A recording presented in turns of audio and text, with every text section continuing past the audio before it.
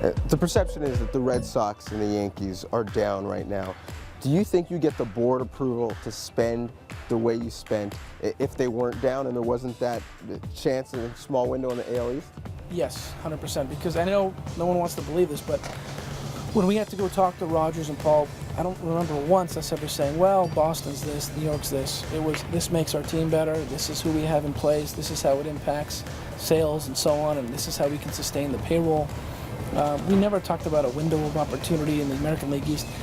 The whole concept of Boston and New York being down, it doesn't make any sense to me. Sure, can they be down for a year? Absolutely, but when you have the resources that they have, you can turn it around so fast. And we were down at the end of the season, and now all of a sudden we make all these moves in 4 months, all of a sudden we're up. So if we can do it in 4 months, they certainly can do it in 4 months as well. So to try to pinpoint and say these teams are going to be competitive for how many years, I didn't see the Orioles playing the way they did last year. I didn't see Oakland. So for me to go to ownership and try to tell them who's going to win and who's going to be good, worry about yourself. If you could pinpoint one guy who's has the most determining factor on your success, who would it be? One, you know what? I guess that's the whole point of what we've done and what we're trying to do is we're not relying on one guy. And I said this when I first got the job. I was asked about who's going to be the face of the organization when Halladay left. Who's the face? Was I going to be the face? Was it a player? And I said, the hope is in time there is no face. And in our sport, in the NBA, it's different. You have a face. There's 42 minutes a night. Handles the ball. Can really change the way the team is run. We can have Roy Halladay here winning a Cy Young. By himself, he can't lift us into the playoffs. A-Rod can win Gold Gloves, win MVP awards with the Rangers, and do everything he needs to do, and they still can't get out of last place. So when you're that contending team, we can have a debate on who that guy is going to be. And I think I used Philadelphia from a few years ago. I said, who's the face of the Phillies? Was it Ryan Howard? Was it Chase Utley? Was it Cole Hamels? Was it Rollins? Was it Cliff Lee? Was it Roy Halladay?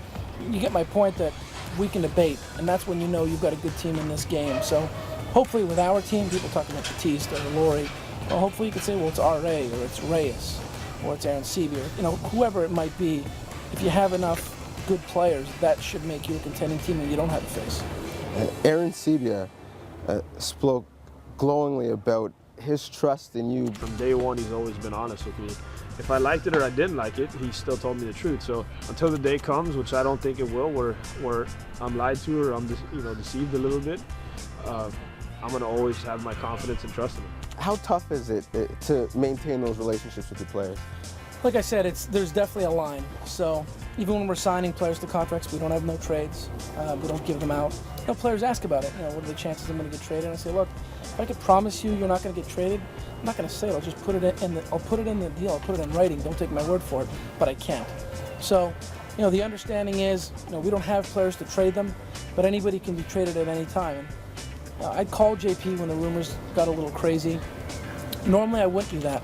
But it got to the point that it became too big of a story that I told him, look, I can't ever guarantee anything. Right now, I don't see anything occurring. Don't expect me to call you every time your name is out there. I'm doing it this one time because it seems like the rumor mill's a little nuts right now, but there's no plans on trading you right now. But if I get a phone call tomorrow that makes the team better, I'm going to do it. I've told every player that, and they certainly understand it.